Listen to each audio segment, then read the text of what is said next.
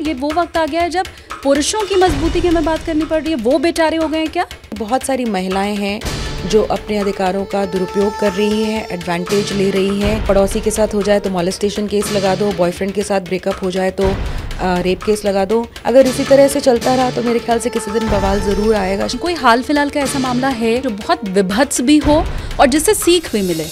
Out and out extortion का case है ये, जिसमें धीरज ने कभी उस महिला को देखा भी नहीं था जिसने उनके ऊपर रेप केस लगाया हुआ है।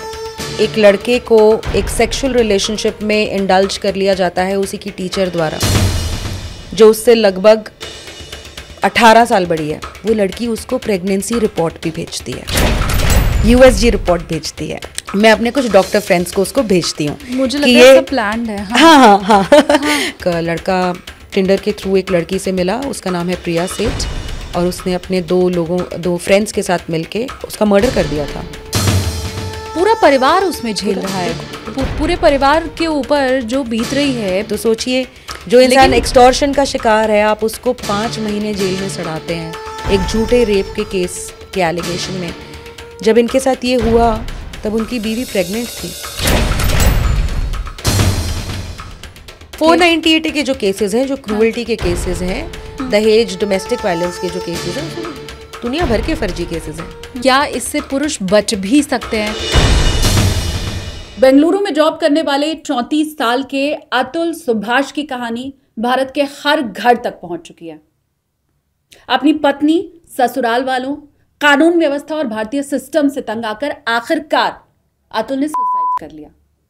अपने जीवन के अंतिम क्षणों में जो उन्होंने 1-1.5 घंटे का वीडियो बनाया, 40 पन्नों का नोट छोड़ा, उसके हर शब्द झकझोर देने वाले हैं। पर दोस्तों, अतुल सुभाष की ये कहानी ट्रेलर भर है। फर्जी रेप केस, फर्जी dowry case, dating app scam की पूरी पिक्चर आपके होश उड़ा देगी। सोशल मीडिया पर अतुल सुभाष को लेकर लोग अपने अपने ढंग से प्रतिक्रिया दे रहे हैं। गुस्सा है लोगों में। लोग ये भी कह रहे हैं कि अतुल की कहानी काश हमें पहले पता चल गई होती तो वो आज हमारे बीच होते, काश हम कुछ कर पाते।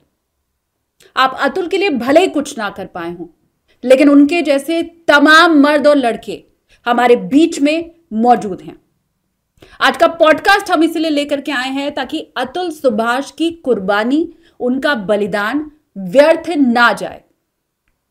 वो कानून जो भारतीय महिलाओं को सशक्त करने के लिए, न्याय दिलाने के लिए बनाए गए थे, अब उन्हीं कानूनों का इस्तेमाल करके चालाक महिलाएं सीधे साधे पुरुषों को फंसा रही हैं। अगले 60 मिनट तक अपनी कुर्सी की पेटी बांध कर रखिएगा, क्योंकि इस पॉडकास्ट में आपको तमाम अतुल सुभाष की कहानियां देखने को मिलेंगी और वो कहानियां आपको हैरान कर देंगी, स्तब्ध कर देंगी। नमस्ते एवरीवन, अपनी कुर्सी की पेटी बांध लीजिए, क्योंकि आप देखना शुरू कर चुके हैं take off with SKT. SKT यानी कि मैं, शालिनी कपूर तिवारी। किसी महिला के साथ, लड़की के साथ सबसे जघन्य अपराध अगर कोई हो सकता है तो वो है बलात्कार। लेकिन उसी बलात्कार का झूठा आरोप किसी पुरुष पर लगा देना, ये उसके साथ सबसे विभत्स कृत्य होता है।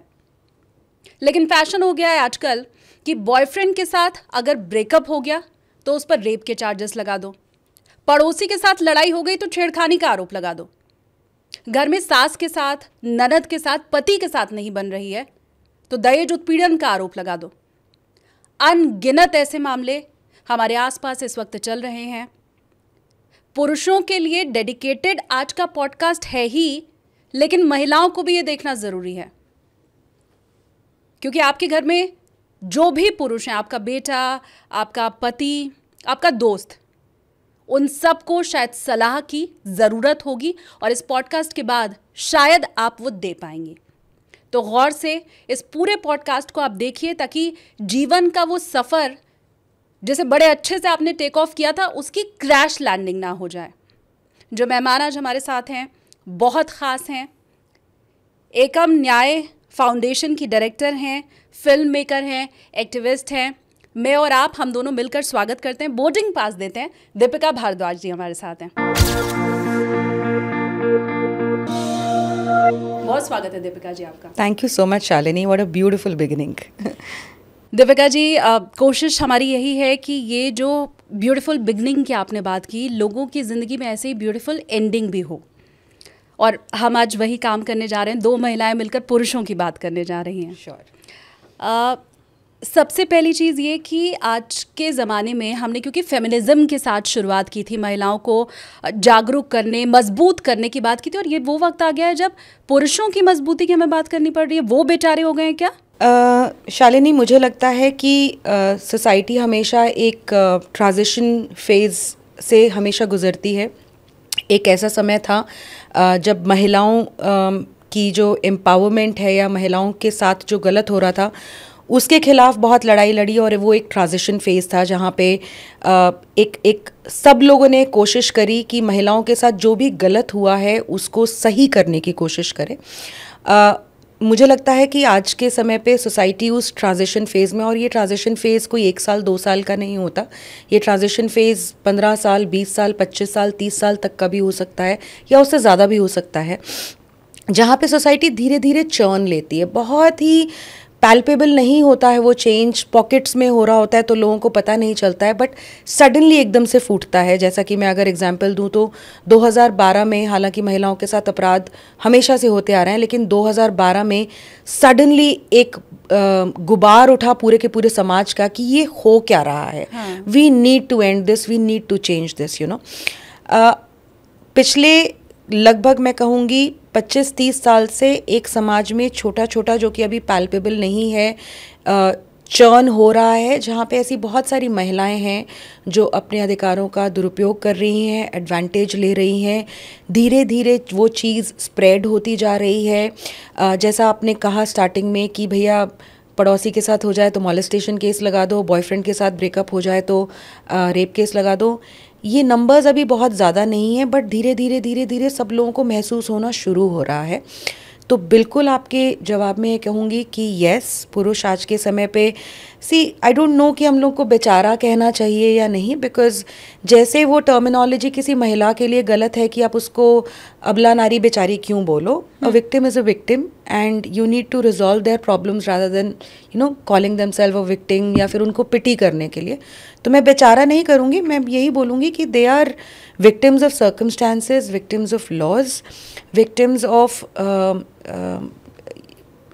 provisions that were made for good intent but now are being misused, and unfortunately there is nobody who wants to even listen to these things when it comes to जो हमारी authorities हैं या जो हमारे law makers हैं। तो क्योंकि churn जो है, क्योंकि जो जिन पॉकेट्स में या जिन सेगमेंट्स में ये हो रहा है वो भी पैल्पेबल नहीं हुआ है, तो एक वो बवाल नहीं है। बट अगर इसी तरह से चलता रहा तो मेरे ख्याल से किसी दिन बवाल ज़रूर आएगा, शालिनी। और जैसा आपने कहा, एक कोई मैं कल गाज़ियाबाद पुलिस के लिए अपनी डॉक्यूमेंट्री इंडिया सन्स की स्क्रीनिंग कर रही थी, तो वहाँ पे कमिश्नर ऑफ पुलिस हैं अजय कुमार मिश्रा जी, बहुत ही ज़्यादा अच्छे उम्दा ऑफिसर हैं, और झूठे केसेस जो होते हैं उनको उतनी ही उनकी तरफ उतना ही उनका सीरियसनेस होता है जितना एक्चुअल क्राइम अगेंस्ट वुमेन में होता है। और मुझे लगता है कि एक्चुअल जस्टिस, रियल जस्टिस वही है कि आप दोनों पक्षों को सुन के और न्याय करो और गलत को आप ख़त्म करो, ना कि जेंडर को। तो उन्होंने भी कहा कि मिनिस्क्यूल नंबर नहीं है ये, अब ये एक सब्सटैंशियल नंबर है, ये लोगों की लाइफ्स को डिस्ट्रॉय कर रहा है, और बहुत सारे ऐसे लोग हैं जिनकी लाइफ को पूरी की पूरी तरह तबाह कर देता है और इररिवर्सिबल कॉन्सिक्वेंसेस को लीड कर रहा है। ऐसी पोजीशन में एक इंसान को ले जाना जहाँ से वो वापस नहीं आ सकता। तो this is serious, it is very important for police officers to fairly investigate. तो इन क्रक्स बहुत सारे ऐसे आदमी हैं जिनको मदद की ज़रूरत है। मदद से पहले उनको कोई इंसान एज ए ह्यूमन बीइंग सुन ही ले, उसकी भी बहुत ज़्यादा ज़रूरत है। तो यस, या उनकी कहानी पर भरोसा ही कर ले। अमूमन तो हमें लगता है कि कह रहा है तो झूठ बोल रहा होगा, गलत बोल रहा होगा, औरत ऐसा कैसे कर सकती है। मैं अपने व्यूवर्स को भी कहूँगी कि आपके लिए कमेंट सेक्शन खुला है। आपके आसपास अगर कोई भी ऐसा केस हुआ है, आपकी फैमिली में हुआ है, या अगर आप ऐसे किसी केस को देख रहे हैं जहाँ पर पुरुष का उत्पीड़न किया जा रहा है तो वो कमेंट में हमें ज़रूर बताइए। और दीपिका जी तो हमेशा ही पुरुषों के लिए लड़ती रही हैं और दाद देती हूँ मैं आपकी इस बात की भी। मुझे ये बताइए, क्योंकि आपके पास इतने केस आते रहते हैं, आप पुरुषों की आवाज़ उठाती हैं, कोई हाल फिलहाल का ऐसा मामला है जो आप व्यूवर्स को बताना चाहें जो बहुत विभत्स भी हो और जिससे सीख भी मिले? पिछले 2 दिन से जिस मैटर को मैं हैंडल कर रही हूँ और मदद करने की कोशिश कर रही हूँ वही शेयर करती हूँ शालिनी, क्योंकि कहीं ना कहीं मेरे लिए भी ये मैटर काफ़ी डिफरेंट है और मैटर्स से जो मैं आम तौर पर देखती हूँ। यहाँ पे एक हस्बैंड के साथ उसकी वाइफ सेक्सुअली और फिज़िकली इतनी वायलेंट हो जाती है कि उसकी पूरी बॉडी के ऊपर बाइट्स के निशान हैं, उसको डंडे से बहुत बुरी तरह से पीटा जाता है। उसका जो मेडिकल है, जब वो मेडिकल अपना जाके कराता है तो उसके प्राइवेट पार्ट्स पे भी बहुत ज़्यादा इंजरीज़ हैं। अब ये क्यों हुआ? क्योंकि ये महिला जो है ये इस पुरुष से पहली बात तो एज में बहुत ज़्यादा बड़ी है, थोड़ा उनको साइकोलॉजिकल इश्यूज़ भी हैं और वो इस आदमी के ऊपर बिल्कुल भी ट्रस्ट नहीं करती हैं। इस आदमी की ऐसी ऑक्यूपेशन है कि उसको बहुत दिनों तक बाहर रहना पड़ता है। जब वो ऐसी ही अपने एक टूर के बाद घर वापस आया तो इनको उनके ऊपर शक होने लग गया। शक का कोई कारण नहीं था, बस ऐसे ही शक होने लग गया। और पहले तो वो उनके प्राइवेट पार्ट को सूंघ के बोलती हैं कि तुम किसी और के साथ सोकर आए हो। जब वो कहता है कि ऐसा कुछ भी नहीं हुआ है तो वो उनको फोर्स करती हैं इंटीमेट होने के लिए। वो बेचारा थका हारा इतने लंबे टूर के बाद घर आया है, ये सवेरे की बात हो रही है, सवेरे अर्ली मॉर्निंग की। तो जब मना कर देता है तो कहती है कि अब तो मेरे को पूरा यकीन हो गया कि तुम मेरे साथ इंटीमेट नहीं हो रहे हो क्योंकि तुम किसी और के साथ जाकर आए हो। और वो उसको अटैक ही उसके प्राइवेट पार्ट्स पे करना शुरू करती है और उसको पूरे स्क्रैचेस पड़ते हैं। 14 स्क्रैचेस हैं उसको वहाँ पे और उसके मेडिकल में बताया हुआ है, लिखा हुआ है कि इतनी सारी इंजरीज हैं। अब और इसी के साथ में मैं आपको एक और एक्सपीरियंस शेयर करती हूँ। अभी रिसेंटली मैं एक डॉक्टर हैं, डॉक्टर सबिहा, उनके साथ मैं कॉन्वर्जेशन में थी। उन्होंने मुझे बताया कि सेक्सुअल अब्यूज़ जो है पुरुषों के ऊपर वो इतना ज़्यादा कम टॉक्ड अबाउट है और जो उन्होंने केसेस शेयर किए, वो तो डॉक्टर हैं, हर रोज़ डील करते हैं, दे वर एब्सोल्युटली शॉकिंग। तो सेक्सुअल वायलेंस तक है पुरुषों के साथ उनकी फीमेल पार्टनर्स की द्वारा 4 दीवारी के अंदर, लेकिन इस बात को कोई मानने को राज़ी नहीं है। और मैं पिछले 2 दिन से इस परिवार के साथ बात कर रही हूँ। लिटरली वो मुझे हर 4 सेंटेंसेस के बाद ये बोलते हैं कि दीपिका मैम थैंक यू हमारी बात सुनने के लिए। अब मैंने पुलिस अथॉरिटीज़ से भी शालिनी इस केस में मैंने ट्वीट भी किया। मैंने पुलिस अथॉरिटीज़ को जिस भी तरीके से मैं पहुँच सकती थी, जिस भी पुलिस ऑफिसर तक पहुँच सकती थी, मैंने 2 दिन पहले से कवायद शुरू कर दी। तो कल मैंने एक बहुत आला पुलिस अधिकारी से इस केस मैटर के बारे में बात की। तो इस इंसान के पास और इसके परिवार के पास बहुत सारे प्रूफ्स हैं जो वो कह रहे हैं। मेडिकल प्रूफ भी हैं, चैट्स में, व्हाट्सएप चैट्स में भी प्रूफ हैं कि जब ये महिला और इस पुरुष की शादी हुई तब वो शादी की बेसिस ही थ्रेट था, जहाँ पे उस महिला ने साफ कह दिया था कि या तो तुम शादी करो और या तो जेल जाओ। जैसा आपने कहा, रिलेशनशिप में थे। ये लड़का जो है अभी अपने करियर में इतनी अच्छी तरह सेटल्ड है नहीं। तो इसने अपनी जब इसने इनेबिलिटी एक्सप्रेस की कि मैं नहीं शादी कर सकता, तो उसने इसको 2 ही ऑप्शन दिए और इसको शादी करनी पड़ी। चलिए कोई नहीं, रिलेशनशिप में थे, इनकी शादी हुई, लेकिन उसके बाद भी इतनी वायलेंस, इतना अब्यूज़। उसके पेरेंट्स, जो एक बड़ी क्लोज नेट फैमिली थी, उसके पेरेंट्स ने कहा कि भैया तुम चले जाओ, हम लोग नहीं हैंडल कर सकते, हम बहुत ही पीस लविंग लोग हैं, हम नहीं हैंडल कर सकते, आप निकल जाइए, आप अलग से रहिए, आराम से अपनी ज़िंदगी बिताइए। लेकिन फिर भी इतनी ज़्यादा कॉन्फ्लिक्ट्स और धीरे धीरे वो कॉन्फ्लिक्ट्स यहाँ पे पहुँच गई कि परसों उसके साथ इतना बुरा वायलेंट उसके ऊपर अटैक हो गया कि उसको अपनी जान बचा के खिड़की से कूद के, वो भी फिर उसको इंजरीज आई और then he was rescued by his family. और आस पड़ोस के लोगों ने जो है आवाज़ें मारी। अब शालिनी, इस केस में प्रॉब्लम देखिए आप क्या है। अब मैं पुलिस अधिकारियों से मदद मांगने की गुहार कर रही हूँ, तो पुलिस अधिकारी कह रहे हैं कि देखिए शादी तो करी है उसने और साथ में तो उसको रहना पड़ेगा, क्योंकि वो बेचारी अकेली महिला है। अब वो कहाँ जाएगी, किसके पास जाएगी? मैंने कहा अगर एक महिला के साथ एक पुरुष अगर इस तरह से कर देता वायलेंस, आप कभी भी उस महिला को उस पुरुष के साथ वापस जाके रहने के लिए बोलते या ज़बरदस्ती करते? तो आप इसके साथ कैसे करें? तो लोग कहते हैं नहीं नहीं ये पुरुष है, इसके ऊपर आप सारा का सारा विश्वास मत कीजिए। तो मैंने कहा चलो पुलिस अथॉरिटी से जब मैं बात करती हूँ शालिनी, तो मुझको भी I shouldn't be saying this but I have to say this, sometimes I really feel कि वो होते हैं ना, बेगर्स आर नॉट चूजर्स। मुझे हर इंसान से इतना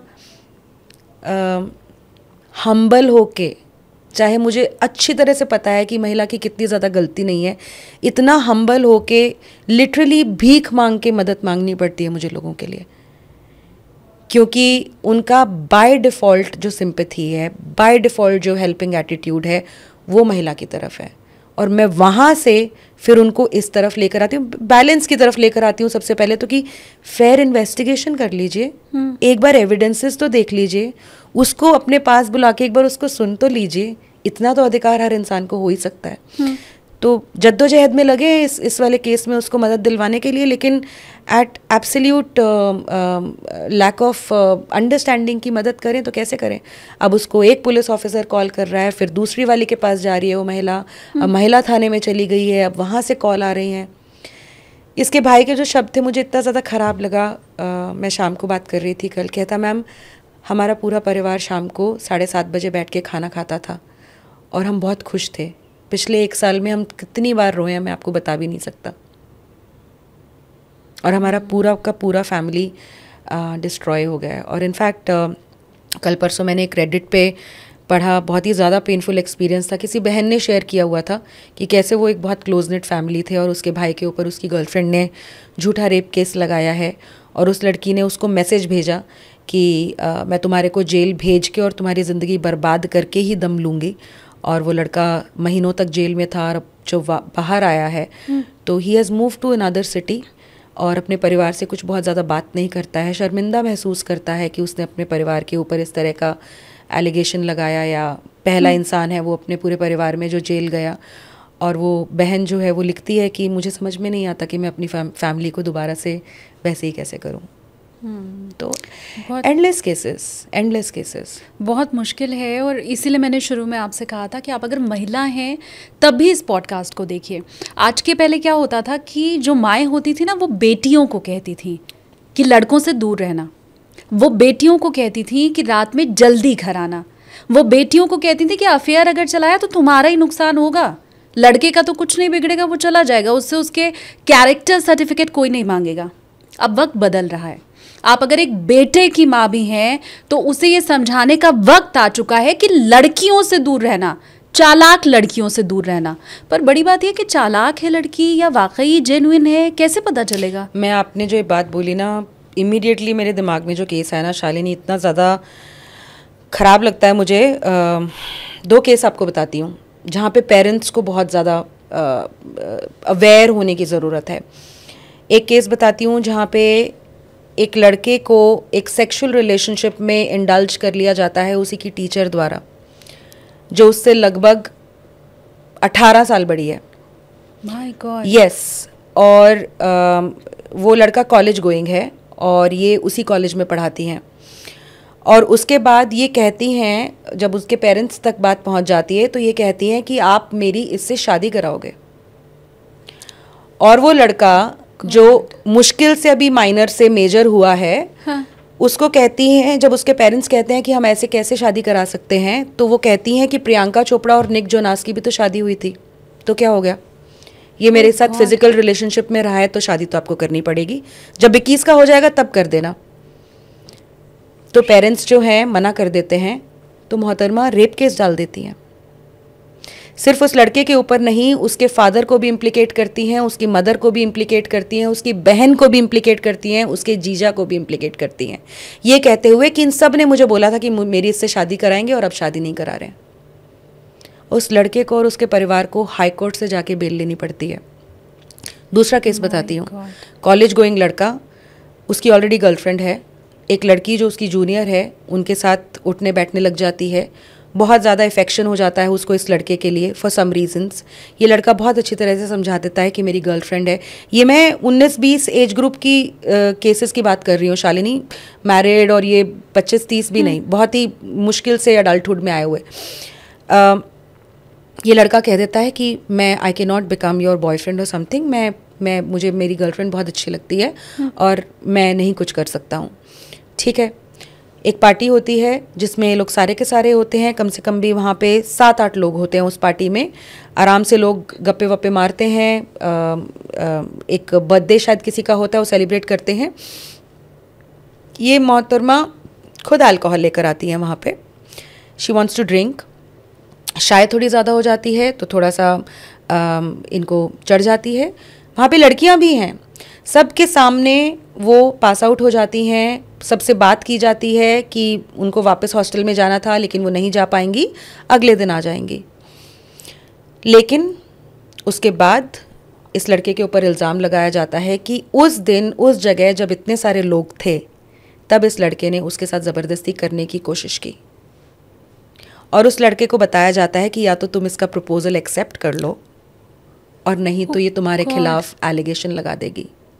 पर ये शॉकिंग है। यस, और उस इंसिडेंट के 1 महीने बाद एक्चुअली उस लड़के के ऊपर एलिगेशन लगाया जाता है और उसका परिवार जो है इस समय जद्दोजहद कर रहा है, फाइट कर रहा है। और ये एक मैटर नहीं है, ऐसी सिमिलर स्टोरीज़ आज के टाइम पे मैं कॉलेजेस में बहुत कॉमनली सुन रही हूँ। एक और आपको केस बताती हूँ जिसके चैट्स अभी मैंने एक्स पे शेयर किए थे। कॉलेज में अफेयर होता है, मुझे गूज़बम्स आ रहे हैं सुन के। कॉलेज में अफेयर होता है, 2 साल बाद ब्रेकअप हो जाता है। लड़का कहता है कि we are not moving ahead, तो लड़की बोलती है कि तुम्हारे को 70 लाख रुपए देने पड़ेंगे अगर तुम्हारे को मूव अहेड करना पड़ रहा है तो। My God. और लड़का बोलता है कि मैं अपने आप को बेच भी दूंगा तो भी मैं 70 लाख रुपए जुटा नहीं पाऊंगा, तो उसके ऊपर रेप का केस लगा दिया जाता है। अभी हम कोशिश कर रहे हैं कि उस लड़की के खिलाफ भी एक्सटॉर्शन की कंप्लेंट हमारी तरफ से दर्ज कराई जाए। और मैं तो I can just go on and on. एक और केस है, वही 22-23 साल के बच्चे, इंस्टाग्राम पे दोस्ती हुई है, 5-6 महीने दोस्ती चली है। उसके बाद लड़की ज़बरदस्ती करती है कि मिलना है मिलना है मिलना है, लड़का बोलता है कि नहीं मिलेंगे।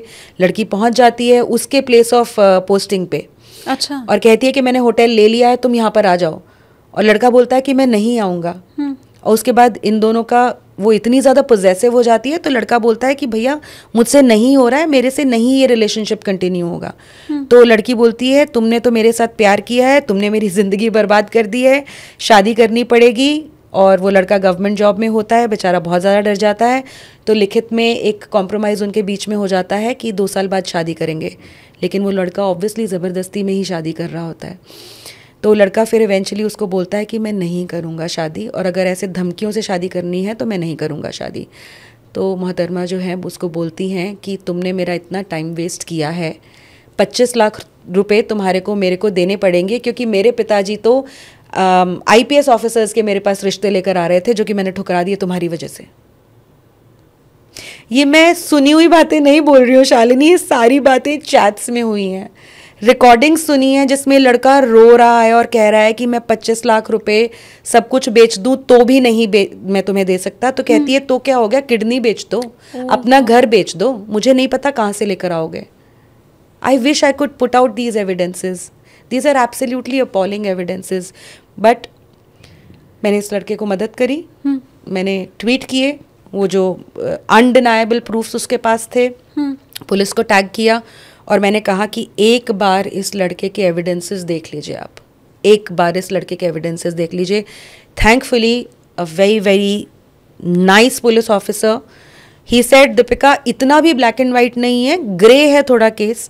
मैंने कहा सर अगर ग्रे है तो कम से कम उसको अरेस्ट मत करो, अगर गिल्टी होगा तो सज़ा मिल जाएगी ना इवेंचुअली, है ना। तो मिलना चाहिए, हाँ, अगर गिल्टी होगा सज़ा मिल जाएगी ना, फिर जेल में सड़ेगा। बट ग्रे है तो फिर उसको अरेस्ट मत करो ना, उसकी जॉब चली जाएगी। 24 घंटे से ज़्यादा अगर लड़का जेल में रहे उसकी जॉब सस्पेंड हो जाता है वो।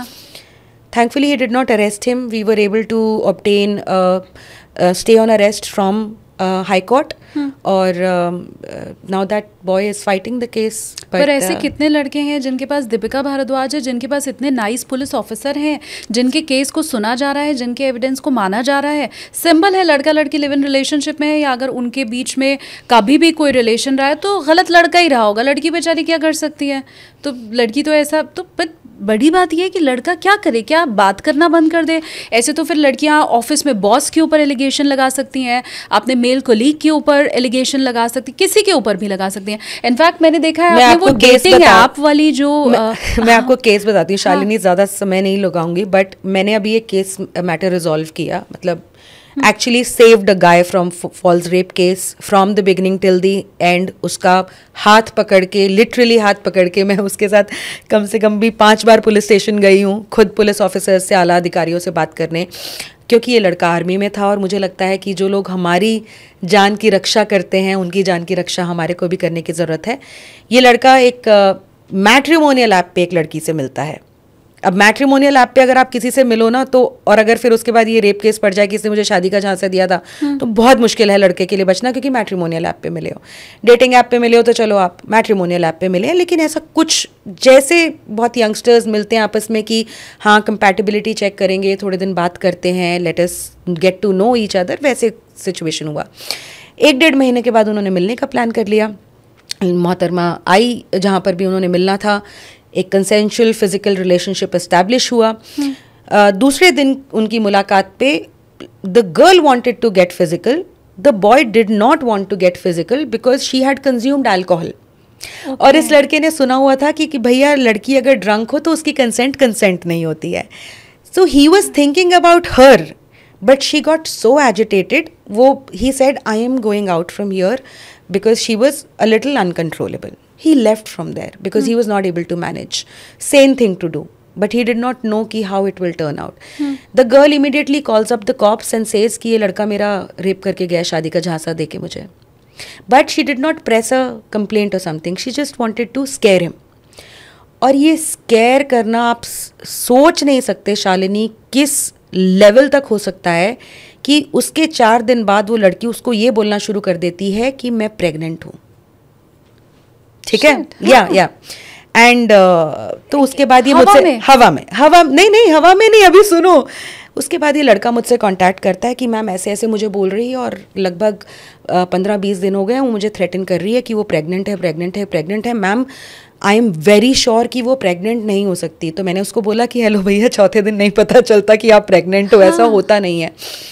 उसके 15 और दिन बाद मेरे से कांटेक्ट करने के बाद वो लड़की उसको प्रेगनेंसी रिपोर्ट भी भेजती है, USG रिपोर्ट भेजती है. ओके, अब क्या होता है कि मैं, me being me, the investigative journalist in me, मैं अपने कुछ डॉक्टर फ्रेंड्स को उसको भेजती हूँ. मुझे लगता है सब प्लान्ड है. हाँ.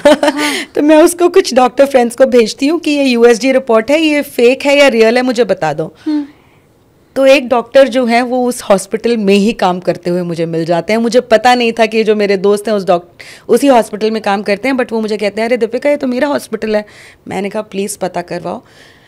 हम पता जब करवाते हैं उस USG रिपोर्ट का, तो शालिनी पता चलता है कि वो प्रेगनेंसी उस लड़की की पिछले साल की है, किसी और लड़के के साथ है, जहाँ पे वो 7 बार उस हॉस्पिटल में उसी प्रेगनेंसी के लिए गई थी.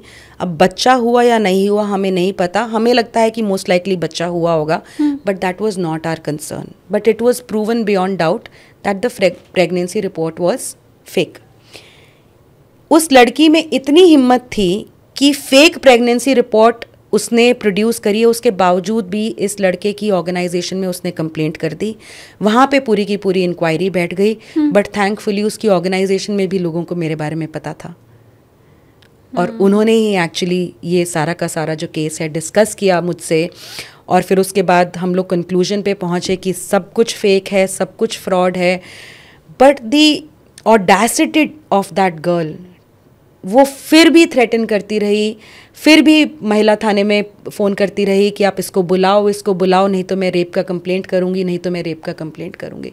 But thankfully eventually we were able to scare her off enough कि भैया अगर आप करोगे तो फिर आपके ऊपर भी क्या होगा, you please understand, because you have produced absolutely fake pregnancy report and we were able to save him. तो जो लोगों की धारणा है ना कि लड़की तो बेचारी और वो क्या ही कर सकती है, लड़कियां बहुत आगे निकल गई हैं शालिनी, बहुत आगे। और ये मतलब शुरू में मैंने मेंशन नहीं किया था व्यूअर्स को कि ये एजुकेशनल पॉडकास्ट है, पर ये एजुकेशनल पॉडकास्ट है। मतलब डेटिंग ऐप पर जब लड़का लड़की मिलते हैं और लड़के के साथ कुछ हो जाता है तो आप बहुत आराम से ये कह सकते हैं कि डेटिंग ऐप पे जाओगे तो यही सब होगा, और क्या होगा, क्या ज़रूरत थी डेटिंग ऐप पर जाने की, क्या ज़रूरत थी पब में मिलने की लड़की से। पर मैट्रिमोनी साइट के ऊपर तो अपने लड़के की अपनी लड़की की प्रोफाइल आप खुद बनाते हैं। वहां लड़का लड़की की प्रोफाइल मैच कराने के बाद लड़के को उस डेट पर या उस लड़की से मिलने के लिए आप खुद भेजते हैं। मतलब माँ बाप इस काम को खुद करते हैं। तो अब ये समझना बड़ा मुश्किल है। चलो डेटिंग ऐप के लिए तो मैंने मान लिया कि लोग कहेंगे वहाँ इंटेंशन ही खराब होती है, 12 बजे रात में पब में जाओगे, दारू पियोगे, लड़कीबाजी है ये तो। लेकिन मैट्रिमोनी साइट, लोग मुझसे पूछते हैं कि what is the extent to safeguard yourself. तो जो आपने बात बोली वो बहुत सही बोली शालिनी, कि जो एक अपब्रिंगिंग, अवेयरनेस, या एक जो दिमाग में लड़कियों को बताया जाता है कि कैसे अनसेफ सिचुएशन में बाहर होना है और आप अनसेफ सिचुएशन में एक स्ट्रेंजर आदमी के साथ हो सकते हो, बहुत ज़रूरी है लड़कों को ये समझना कि जस्ट बिकॉज वो फिज़िकली स्ट्रॉन्ग हैं तो वो इस तरह की सिचुएशन से बाहर आ जाएंगे या उनके साथ कोई कुछ नहीं कर पाएगा। ये बहुत बड़ी गलतफहमी है। सिर्फ लड़की नहीं, उसके साथ बहुत सारे लोग मिले होते हैं जो आपको ऐसी सिचुएशन में ट्रैप कर देते हैं कि आपके लिए निकल पाना बहुत ज़्यादा मुश्किल है। और कानून जो है सबसे, मुझे तो लगता है कि सबसे ज़्यादा कानून की प्रॉब्लम नहीं बोलूँगी मैं, कानून जो है वो एक अच्छे इंटेंट के लिए बनाए गए हैं। ऑब्वियसली किसी महिला के साथ ऐसा होता है तो उसको न्याय मिलना ही चाहिए और कानूनों की ज़रूरत है, लेकिन इम्प्लीमेंटेशन इज़ वेयर जहाँ पे थोड़ी प्रॉब्लम बहुत ज़्यादा है। जब पुलिस ऑफिसर्स को पता है कि लड़का गलती पे नहीं है, उसको गलत फंसाया जा रहा है, तो ये उनकी जिम्मेदारी बनती है कि दूध का दूध और पानी का पानी नहीं, पर पता कैसे चले कोई भी जो भी जिसने क्राइम किया वो ये थोड़ी बोलेगा कि हाँ मैंने किया है। जी जी। अगर लड़के के ऊपर कोई भी लड़की कोई भी चार्ज फाइल कर रही है तो लड़का खुद तो बोलेगा नहीं कि हाँ लड़की ठीक कह रही है, मैंने रेप किया। तो वो समझ पाना पुलिस ऑफिसर के लिए भी बड़ा मुश्किल होता होगा कि कौन सच्चा कौन झूठा।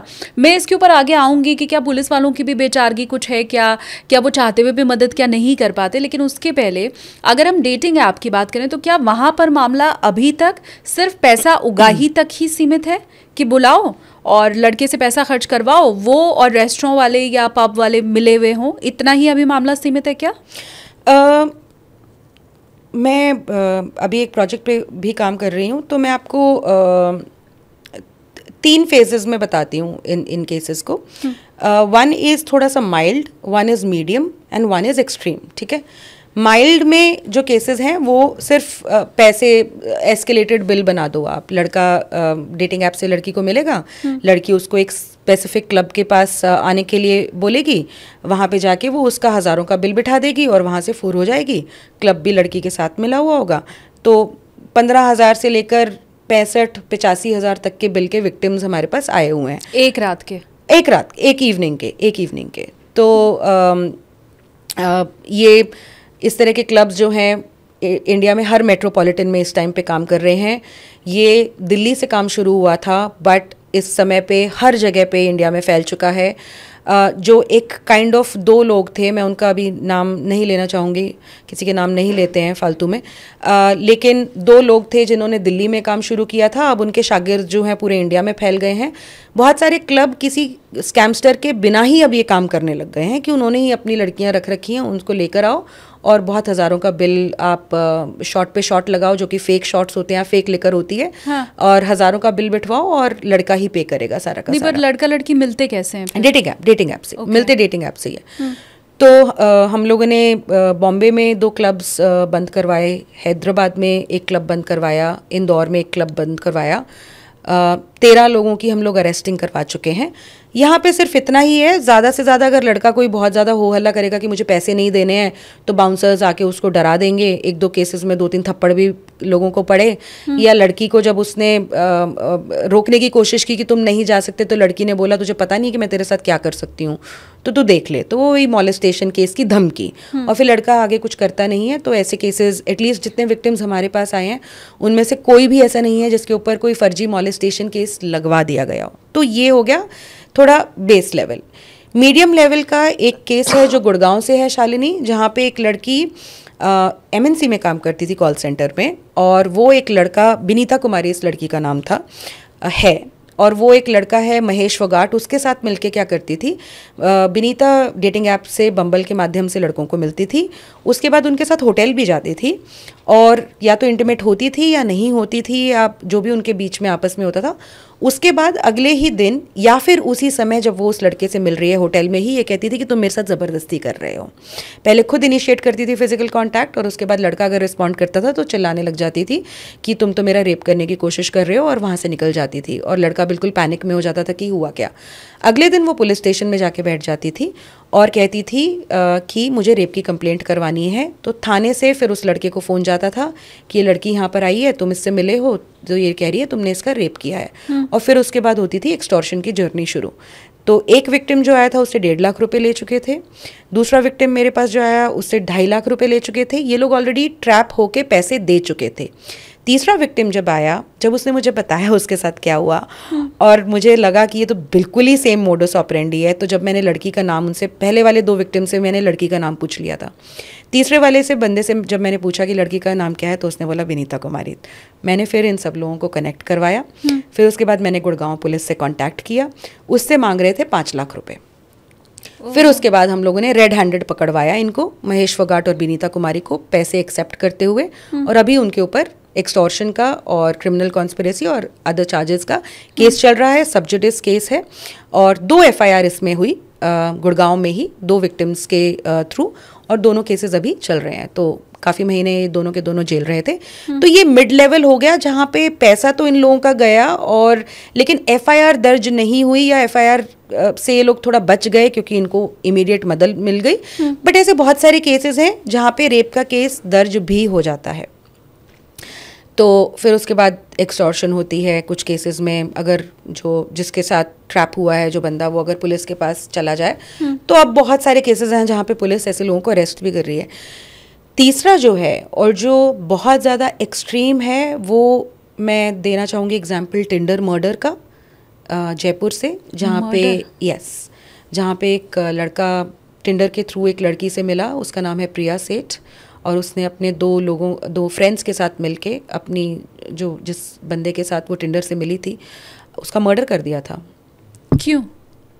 पैसे के लिए। My God. या और ऐसा ही एक केस दिल्ली में भी हुआ था जहाँ पे 2 महिलाओं ने मिलके एक आदमी का मर्डर कर दिया था, और वो भी हनी ट्रैप का ही केस था। दिल्ली में और भी केसेस हुए हैं जहाँ पे किसी आदमी को बहुत बुरी तरह से पीट दिया। दिल्ली में ही एक ऐसा केस हुआ है जहाँ पे एक आदमी को, जो इस लड़की के साथ मिले हुए थे बाकी लड़के, उन्होंने उसको लेकर जाके सोडोमाइज़ किया, उसको बहुत ब्रूटली असॉल्ट किया, उसको बहुत ज़्यादा इंजरीज आई। एक और विक्टिम पुणे से आया था मेरे पास, सेम डेटिंग ऐप का विक्टिम, और वो डेटिंग ऐप से लड़की से मिला, और वो एक बहुत ही ज़्यादा रिनाउंड होटल में मिलने वाले थे। और वो होटल में पहुंचा, लड़की आई, लड़की के आने के विदिन 5 मिनट्स उसका साथी आया, ज़बरदस्ती वो, मतलब ज़बरदस्ती तो क्या ही घुसेगा, वो लड़की के साथ मिला हुआ है, वहाँ पे घुसा, और उस आदमी से बहुत लाखों की डिमांड की गई, और नहीं तो उसके ऊपर रेप केस करने की धमकी दी गई। और वो थोड़ा स्मार्ट था, तो थोड़ा उसको समझ में आ गया कि वो फंस गया है, तो उसने एस्केप करने की कोशिश की, तो उन लोगों ने इतना पीटा उसको कि उसके फ्रैक्चर हो गए। और बट उसने इवेंचुअली FIR लॉन्च की। तब पता चला कि यही लड़की बॉम्बे, पुणे, महाराष्ट्र में एटलीस्ट 30 लोगों के साथ ऐसा कर चुकी थी। माय गॉड, ये चल रहा है। ये चल रहा है।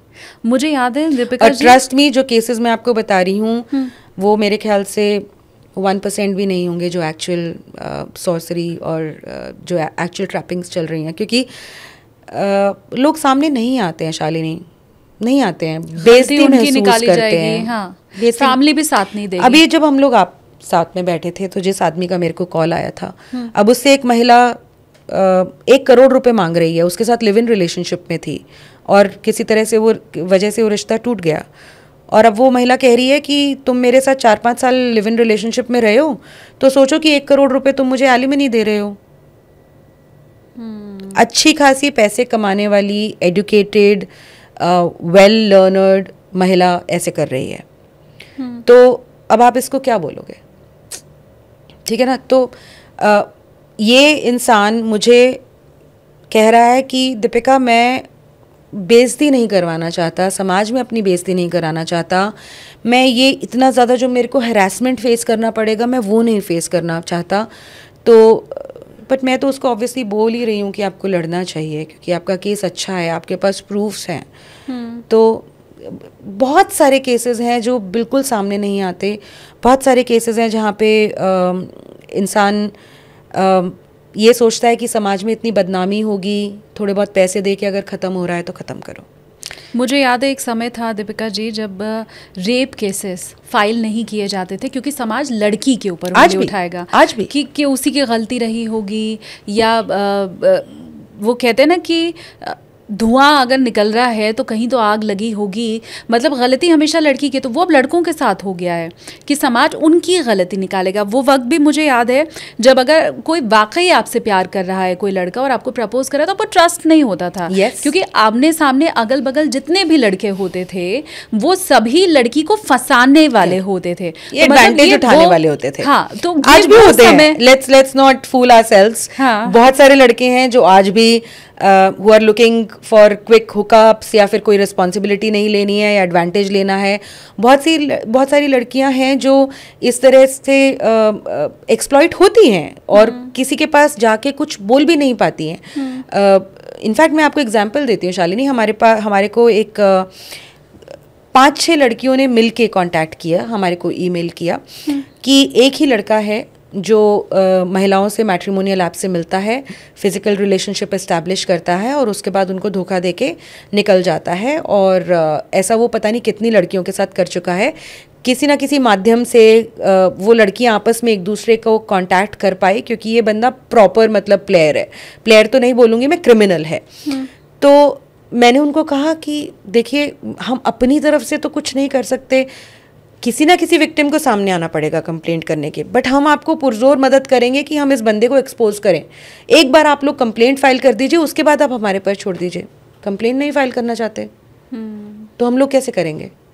तो ऐसे हैं बहुत सारे पुरुष हैं आज भी समाज में जो ये कानून जो आए हैं ऑब्वियसली इसीलिए आए हैं ना कि ऐसे पुरुषों को टैकल किया जाए, बट अनफॉर्चुनेटली लोगों को ये समझ में आता है कि किस तरह से इनोसेंट लोगों को भी आप फंसा सकते हैं और अनफॉर्चुनेटली बहुत सारे लोग उसमें फंस रहे हैं। तो अब इतनी बातें होने के बाद क्या इसका कोई रास्ता भी है? क्या इससे पुरुष बच भी सकते हैं? मतलब क्या किसी से फ़ोन पे बात करने के पहले, किसी से मिलने के पहले कोई एग्रीमेंट साइन कर लिया जाए कि जब हम तुम्हारे साथ रिलेशनशिप में, ठीक है तुम करती होगी हमसे प्यार, मेरे को बहुत भरोसा है तुम्हारे ऊपर, पर जी ये कागज रहा मेरे वकील ने दिया, इस पर पहले दस्तखत करके दो तब आगे बात बढ़ाएंगे। तो ऐसा हो सकता है? मुझे ये करना चाहिए? मुझे लगता है लिव इन रिलेशनशिप्स में डेफिनेटली करना चाहिए। और मैं ये तो नहीं बोलूँगी कि इसको कोर्ट की स्टैंप मिल गई है, लेकिन अब हम 2-3 केसेस ऐसे देख चुके हैं। हाल ही फिलहाल में बॉम्बे में एक केस आया था जहाँ पे एक आदमी को पहले तो एंटिसिपेटरी बेल मिली इसी ग्राउंड पे कि एक अग्रीमेंट था प्रॉपर। उसके और उसके लोग कर रहे हैं, मतलब हाँ, आगे बढ़ चुके हैं। जी बिल्कुल। मैंने उनके एडवोकेट को इंटरव्यू भी किया, मेरे यूट्यूब चैनल पे उनके साथ इंटरव्यू है। उन्होंने लिव इन अग्रीमेंट साइन किया था और उसमें पूरी कंडीशंस थी कि किस तरह से उनका लिव इन रिलेशनशिप चलेगा, क्या रिस्पॉन्सिबिलिटी किसकी होंगी, और ये कि कोई किसी के ऊपर लिटिगेशन नहीं करेगा।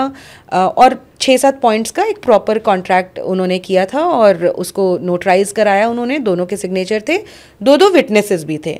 तो प्रॉपर उन्होंने एक ये डॉक्यूमेंटेशन किया। कॉन्ट्रैक्ट तो बनते ही टूटने के लिए, बाद में कोई मुकर सकता है। हाँ ऑब्वियसली बात है, बाद में कोई मुकर सकता है, लेकिन यह कह सकता है तब तो दबाव में साइन कर दिया था, पागल बना के साइन करवा लिया। उस लड़की ने, उस महिला ने कहा कि मेरे फेक सिग्नेचर हैं, बट फिर वेरीफाई तो कर ही सकती है ना इन्वेस्टिगेटिव एजेंसीज। अब आपके हर ही जगह पे सेम सिग्नेचर है तो फिर आप कैसे बोलेंगे कि आपके फेक सिग्नेचर हैं? तो बट कोर्ट ने जो है उसको एक्नॉलेज किया, ये नहीं कहा कि क्योंकि लिव इन अग्रीमेंट है या अग्रीमेंट बना है इसलिए हम आपको बेल दे रहे हैं, बट सारे सर्कमस्टांसेस में एक ये भी सर्कमस्टांसेस उन्होंने कंसिडर किया कि प्रॉपर इन्होंने लिव इन अग्रीमेंट साइन किया था। और ये रेप केस तब फाइल हुआ है जब महिला जो है वो आदमी कह रहा है कि 25 लाख रुपए मुझसे मांगने लगी कि या तो 25 लाख रुपए दे दो नहीं तो मेरे को फ्लैट दे दो। और जब मैंने मना कर दिया तो इसने मेरे ऊपर ये रेप केस कर दिया, बल्कि मैंने ही पहले शिकायत करी थी कि इससे ऐसे मुझसे पैसे मांग रही है। तो कोर्ट ने उसको पहले एंटिसिपेटरी बेल दी और अब तो जो है मुंबई पुलिस ने उस केस में खारिजी लगा दी है। फाइनल रिपोर्ट लगा दी है कि ये केस जो है नहीं बनता है, झूठा केस है, इसको खात्मा कर दिया उन्होंने। और भी ऐसे केसेस हैं जहाँ पे बेल के वक्त इस तरह के एग्रीमेंट्स को कॉग्निजेंस में लिया गया है। तो हालांकि आई डोंट नो इस तरह के कॉन्ट्रैक्ट्स लीगली वैलिड नहीं रहते हैं या बहुत सारे केसेस में हेल्प नहीं करते हैं, बट अगर आप एक प्रॉपर लिव इन रिलेशनशिप में मूव इन कर रहे हो तो आप इस तरह का अग्रीमेंट मेरे ख्याल से कर सकते हो। या फिर हम लोगों ने एक एग्जाम्पल तो देख लिया है जहाँ पे इस चीज़ को ऐसा नहीं था कि कोर्ट ने बिल्कुल दरकिनार कर दिया, बट उसको कॉग्निजेंस में लिया। ऐसी कुछ और मैं चाहती हूँ टिप अगर आपके ज़रिए हमारे व्यूवर्स तक पहुँच पाए कि आप व्हाट्सएप चैट या अब तो यूथ इंस्टा पे भी लोग बात कर ही रहे हैं, स्नैपचैट पे बात करें, तो ये जितनी भी चैट है उसका स्क्रीनशॉट क्या बहुत पावरफुल रोल प्ले करता है या एविडेंस बहुत पावरफुल है क्या वो? सुप्रीम कोर्ट ने अभी 3 दिन पहले ही एक रेप केस को क्वॉश किया है, ये बोलते हुए कि कोई भी अगर कंसेंशुअल रिलेशनशिप शादी में कल्मिनेट ना हो तो आप आदमी को क्रिमिनल बना दो, ऐसा नहीं चलेगा। उसमें बकायदा व्हाट्सएप चैट्स के थ्रू और जो उनकी रिलेशनशिप हिस्ट्री थी उसको जब कोर्ट ने कॉग्निजेंस में लिया और देखा उनकी कॉन्वर्जेशंस थी, तो कोर्ट ने ये बकायदा कहा कि ये लड़की जो है जो कह रही है कि इस समय पे या इस टाइम पे इसने इसके साथ ज़बरदस्ती की, उसके बावजूद अगले कई महीनों सालों तक इनका आपस में फिजिकल रिलेशनशिप बनता रहा। तो कोई भी वयस्क महिला, कोई भी पढ़ी लिखी महिला जो अपना भला सोच सकती है, वो अगर किसी इंसान ने उसके साथ गलत किया है तो इतने लंबे टाइम तक कंटिन्यूड फिजिकल रिलेशनशिप में उसके साथ रहती है, तो ये कोई मिसकंसेप्शन ऑफ फैक्ट नहीं है, ये कोई क्राइम नहीं है, ये कोई रेप नहीं है। और उस मुकदमे को जो है उन्होंने सुप्रीम कोर्ट ने रद्द कर दिया। हालांकि एक बिल्कुल ही फर्जी मुकदमा उस लड़के को लोअर कोर्ट से लेकर सुप्रीम कोर्ट तक लड़ना पड़ा, वो अपने आप में ही एक जद्दोजहद है, लेकिन सुप्रीम कोर्ट ने इस मुकदमे को रद्द किया। तो व्हाट्सएप चैट्स के स्क्रीनशॉट्स नहीं काम करते। स्क्रीनशॉट्स आप एज एन एविडेंस कोर्ट में लगा सकते हो, बट उसकी एक प्रॉपर इंडियन एविडेंस एक्ट के थ्रू, इंफॉर्मेशन टेक्नोलॉजी एक्ट के थ्रू, एविडेंस एक्ट के तहत उसकी एक प्रॉपर रिप्रेजेंटेशन होती है। आपको एक एफिडेविट फाइल करना पड़ता है 65B का। तो जिस डिवाइस में आपकी चैट्स हैं उस डिवाइस में उन्हीं चैट्स को प्रिजर्व करना बहुत ज़्यादा ज़रूरी है। वो तभी वो ऑथेंटिक मानी जाती है। उसमें से कुछ भी डिलीट नहीं करना।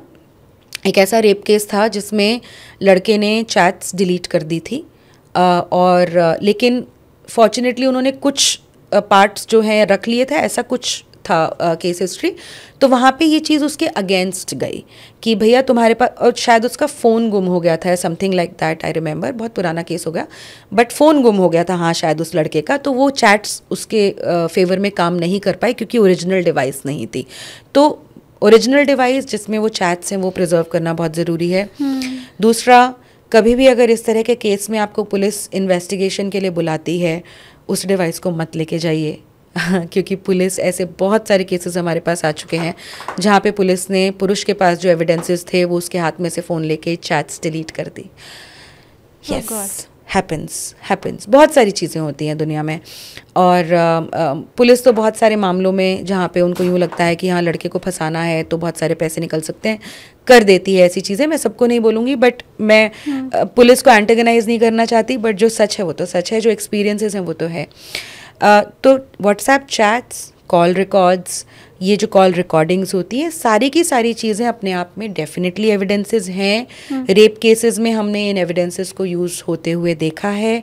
कोर्ट्स इनका कॉग्निजेंस डेफिनेटली लेती हैं, इनको एज एन एविडेंस देखती हैं, रिलीफ भी देती हैं, लेकिन बहुत ज़रूरी है कि आप इन एविडेंसेस को प्रिजर्व करके रखें और इनको प्रॉपरली अपने जो डिफेंस है उसमें आप यूज़ करें। और उसके अलावा तो यही है कि अगर आप इस तरह की सिचुएशन में फंस गए हैं शालिनी, तो आज के समय पे पुलिस मदद कर रही है।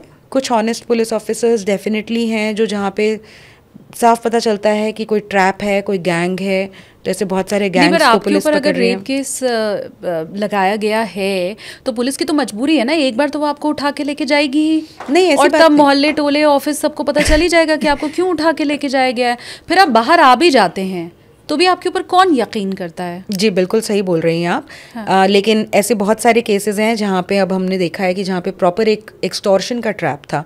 जो रिलेशनशिप के केसेस हैं वो थोड़े से कॉम्प्लिकेटेड होते हैं, लाइक आई सेड प्रीवियसली, थोड़ा ग्रे एरिया जहाँ पे रहता है। हाँ। तो लेकिन जब जहाँ पे एक्सटॉर्शन का एंगल आ जाता है और जहाँ पे लोग जाके कंप्लेंट कर रहे हैं, प्रॉपर एफआईआर करवाने की या फिर कंप्लेंट अपनी फाइल कर रहे हैं आला अधिकारियों से मिलके, वहाँ पे इस तरह के एक्सटॉर्शनिस्ट को अरेस्ट भी किया जा रहा है। अभी पिछले 1 महीने में ही हम लोगों ने मेरे ख्याल से 6 या 7 ऐसे केसेस देखे हैं जहाँ पे ऐसे गैंग्स को धरपकड़ लिया है पुलिस ने। अच्छा, एक केस जिसके ऊपर अभी तक हमने बात नहीं की है वो है डाउरी वाला। पहले तो मैं एक चीज़ पूछना चाहती हूँ, एक चीज़ बस कंप्लीट करना चाहूँगी, probably you can just add it to that. एक समय था जहाँ पे डाउरी केसेस में बिल्कुल इमीडिएट अरेस्ट हो जाते थे, लोग अपने आप को बहुत हेल्पलेस महसूस करते थे, किसी से बात नहीं करते थे और किसी को बताते नहीं थे इन केसेस में, और उस वजह से एक्सट्रीम सिचुएशंस बहुत सारी हम लोगों ने देखी। आज के टाइम पे वो रेप के केसेस में वो माहौल बना हुआ है। मैं कोई भी अगर परिवार मुझे सुन रहा है आपके माध्यम से, मैं उनको सिर्फ यही बोलूँगी कि अगर कोई झूठा रेप केस आपके ऊपर लगा है तो सबसे बड़ी बैटल होती है एंटिसिपेटरी बेल या अपने आप को अरेस्ट से बचाना। बहुत ज़रूरी है ये, और अगर आप ये कर पाते हैं तो आपका केस काफ़ी लेवल तक निकल जाता है। बहुत एक वो ट्रायल जो है उसमें तो आपने जीतना ही है, क्योंकि आप अगर आपको झूठा फंसाया तो वो प्रूव नहीं कर पाएंगे, बट अपने आप को अरेस्ट से बचाना बड़ा ज़रूरी है। और इसीलिए मैं लोगों को यही बोलूँगी कि जैसे उनको थोड़ा सा हिंट भी होता है कि उनके ऊपर एफआईआर होने वाली है या उनको धमकी मिलती है, प्लीज़ एक अच्छे एडवोकेट से कंसल्ट ज़रूर कीजिए, अपनी लीगल स्ट्रैटेजी उनके साथ डिस्कस कीजिए, और अगर आपके ऊपर एफआईआर हो जाती है तो इमीडिएटली एंटिसिपेटरी बेल के लिए अप्लाई कीजिए और उस रिकॉर्ड्स को अवेल करने की कोशिश कीजिए।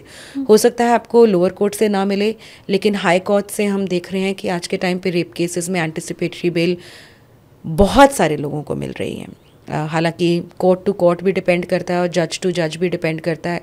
लाइक एक जज हैं जिनके बारे में मैंने सुना कि वो किसी को भी बेल नहीं देती हैं, चाहे कितना भी फर्जी केस ना हो। इनफैक्ट मैं आपके साथ शेयर करूंगी, फरीदाबाद का एक केस है शालिनी, जिसमें एक बिजनेसमैन से एक एक्सटॉर्शन गैंग ने, हनी ट्रैप गैंग ने 35 लाख रुपए ले लिए।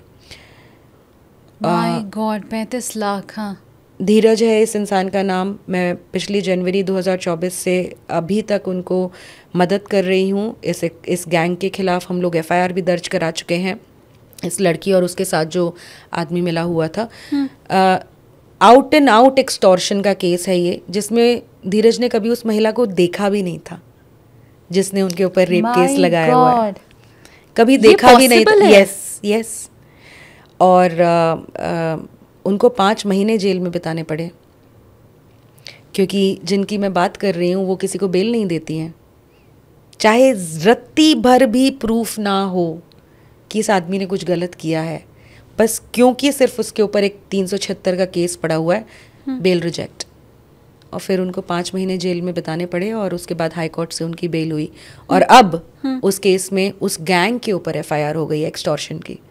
तो सोचिए, जो इंसान एक्सटॉर्शन का शिकार है, आप उसको 5 महीने जेल में सड़ाते हैं। हाँ। एक झूठे रेप के केस के एलिगेशन में। जब इनके साथ ये हुआ तब उनकी बीवी प्रेग्नेंट थी, और जब जनवरी में पहली बार उन्होंने मुझे फ़ोन किया, बच्चे की तरह रो रहे थे वो शालिनी, बच्चे की तरह रो रहे थे। तो उन्होंने कहा, मैम बस मेरी बेटी मुझे बाहर ले आई है, अदरवाइज़ मैं पता नहीं क्या करता अपने साथ। और तब भी उन्होंने कहा कि अपनी बेटी का मुंह देख देख के मैं अपने आप को हिम्मत देता रहता हूँ। तो मैंने उनको बोला था, मैं आपसे प्रॉमिस करती हूँ कि मैं इन लोगों को जेल में भिजवा के रहूँगी, और मैं जेल में उन लोगों को भिजवा के रहूँगी। अभी तक अरेस्ट नहीं हुआ है, 2 महीने हो गए एफआईआर हुए फरीदाबाद का ये मैटर है, but I am very sure कि मैं उन लोगों को जेल में भिजवा के रहूँगी। एंटिसिपेटरी बेल उनकी हाई कोर्ट में कैंसिल हो गई है। बट आप सोचिए कितना आसान है शालिनी फंसाना। वो लड़की कहती है, 7 महीने पहले मैं मूवी देखने गई थी, तो ये लड़का मेरे साथ में बैठा था, इसने मुझे कोल्ड ड्रिंक दी। हाँ। मैंने कोल्ड ड्रिंक पी ली तो मुझे नशा होने लगा, और जब मैं मूवी से निकल के जाने लगी तो इसने मुझे कहा कि चलो मैं आपको छोड़ देता हूँ, और जिस आदमी ने मुझे कोल्ड ड्रिंक दी है, पहली बात तो स्ट्रेंजर से कोई बच्चा भी कोल्ड ड्रिंक नहीं पीता है थिएटर में, लेकिन इस महिला ने पी ली। और फिर उसी आदमी की हेल्प ले रही है वो जाने के लिए, और कहती है कि उस मॉल में जिसकी पार्किंग में जाने कितने लोग होंगे, वहां पे जाके इस आदमी ने इसका रेप कर दिया। 7 महीने तक ये डिप्रेशन में थी, और एक दिन फेसबुक चलाते हुए इस आदमी की शक्ल दिख गई, तो इसको याद आया कि अरे ये तो वही है, तो मैं आई हूँ रेप का केस दर्ज कराने। और पुलिस ना ही सिर्फ FIR दर्ज करती है, बल्कि एक दिन रात को 1:30 बजे इसको उठा लेती है जैसे ये कोई ड्रेडेड टेररिस्ट है, एक झूठे रेप के केस में। और फिर उसके बाद उगाही शुरू होती है, जहाँ पे उससे 50 लाख रुपए डिमांड करे जाते हैं कि 50 लाख रुपए दे दो तो हम इस लड़की की स्टेटमेंट बदलवा देंगे।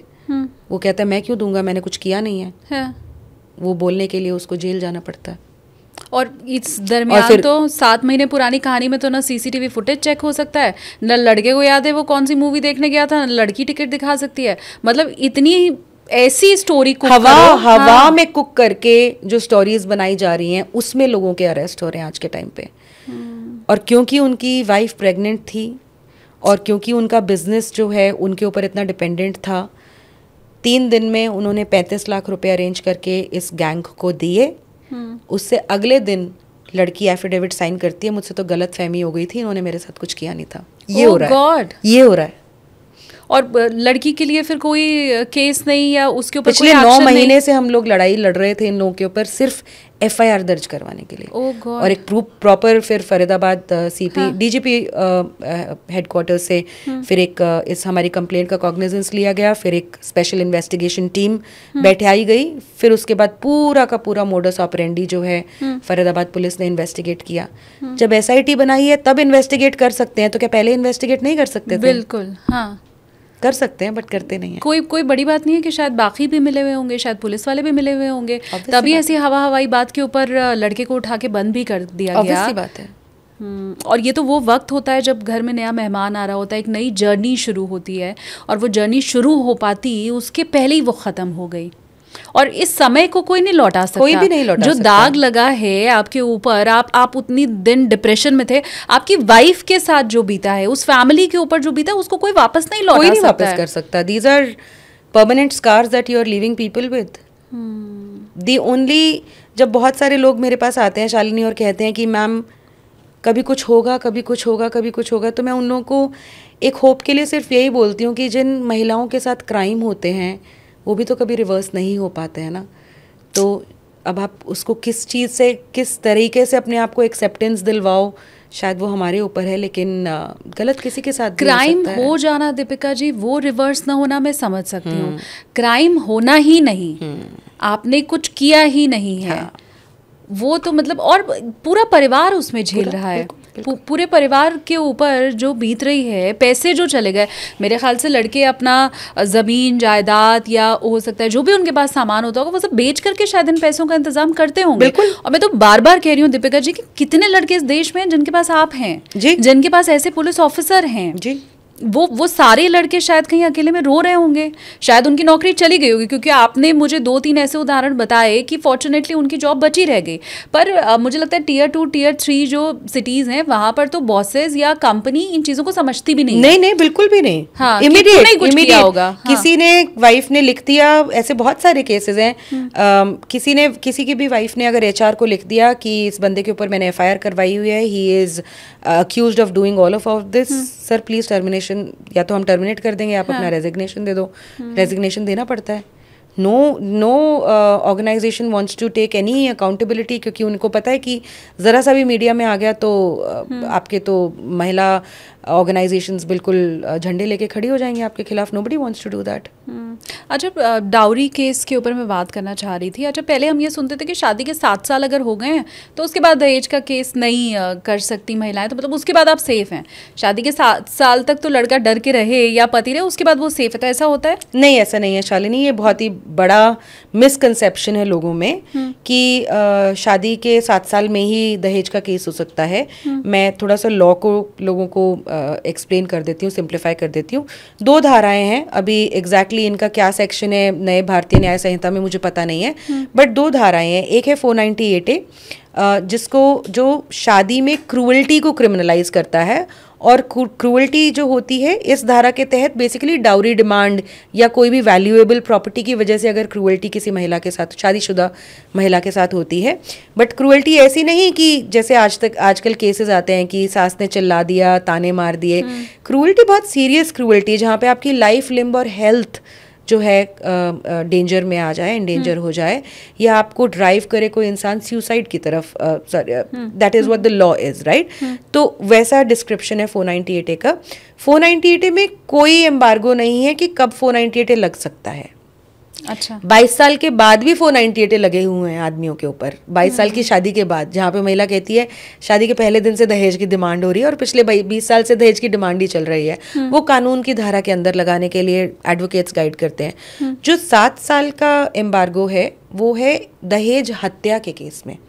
ओके, कि 7 साल के अंदर किसी शादीशुदा महिला की अगर अननेचुरल डेथ हो जाती है, मिस्टीरियस सर्कमस्टांसेस में डेथ हो जाती है, तो 304B का केस हस्बैंड और उसकी फैमिली के ऊपर बनाया जा सकता है या लगाया जा सकता है। बहुत ही ज़्यादा सख्त कानून है, बहुत ही ज़्यादा सख्त कानून है। बर्डन ऑफ प्रूफ जो होता है इसमें प्रैक्टिकली पूरा का पूरा पुरुष के ऊपर होता है कि उसको प्रूव करना होता है कि उसकी वजह से नहीं हुआ है। और बहुत सारे केसेस इस सेक्शन के भी हमारे पास आते हैं, बट हम लोग नहीं लेते उन केसेस को, क्योंकि जहाँ पे डेथ इन्वॉल्व हो जाती है यहाँ पे तो हम लोग अपने आप को थोड़ा दूर रखते हैं, क्योंकि बाय एनी चांस अगर स्लाइटली भी हमसे गलती हो जाए तो हम वो नहीं करना चाहेंगे, तो हम केसेस लेते नहीं हैं। बट लेकिन एक्सटॉर्शन के केसेस आते हैं इसमें, डाउरी में, कि झूठा आरोप लगा 498A के जो केसेस हैं, जो क्रूअल्टी के केसेस हैं, दहेज, डोमेस्टिक वायलेंस के जो केसेस हैं, उसमें तो दुनिया भर के फर्जी केसेस हैं। और ये ऐसा है कि अगर आपने दहेज उत्पीड़न का मामला दर्ज करा दिया तो आपने उसमें जिसका नाम लिखवाया, मतलब सास का, ससुर का, नंद का, नंदोई का, जो शायद कहीं और रहते हैं, किसी दूसरे देश में रहते हैं, तो उनके ऊपर भी केस फाइल हो जाएगा और उनको भी पकड़ के लेके जाएगी पुलिस। तो शालिनी, मैं 2 पार्ट में इसको जवाब देती हूँ। In fact one is very informative part and other is the what disturbs me part. पहला है अवेयरनेस पार्ट। 2000 लगभग 1999-2000 में डाउरी लॉ के मिसयूज़ की आवाज़ें उठनी शुरू हो गई थी। 2002 में दिल्ली हाई कोर्ट की एक बहुत बेहतरीन जजमेंट आई, जहाँ पे कहा गया कि पुरुषों और उनके परिवारों को गलत दहेज के केसेस में फंसाया जा रहा है। और दिल्ली में इस तरह की गाइडलाइंस एक दिल्ली में ही निकली कि इमीडिएट आप अरेस्ट मत करो, पहले इन्वेस्टिगेशन वगैरह करो। फिर 2005 में Sushil Kumar versus Union of India में सुप्रीम कोर्ट की एक बड़ी लैंडमार्क जजमेंट आई, जहाँ पे सुप्रीम कोर्ट ने कहा कि जो ये फैमिलीज़ को फंसाया जा रहा है झूठे दहेज के केसेस में, ये बिल्कुल लीगल टेररिज्म की तरह है कि आप एक इंसान को फंसा दो, उसके बाद आप बोलो कि इतने पैसे दे दो, नहीं तो उनको जेल में सड़वा दो। ये लीगल टेररिज्म है। और उसमें बहुत सारी चीज़ें सुप्रीम कोर्ट ने कही कि हम आए दिन इस तरह के केसेस देख रहे हैं जहाँ पे छोटी छोटी डिस्प्यूट्स के पीछे दहेज का केस लगाया जा रहा है और हस्बैंड और उसकी फैमिली को टॉर्चर किया जा रहा है। उसके बाद बहुत सारी जजमेंट्स आई, बहुत सारी सुप्रीम कोर्ट, हाई कोर्ट्स की जजमेंट्स लगातार आती रही कि 498A का बहुत ज़्यादा मिसयूज़ है।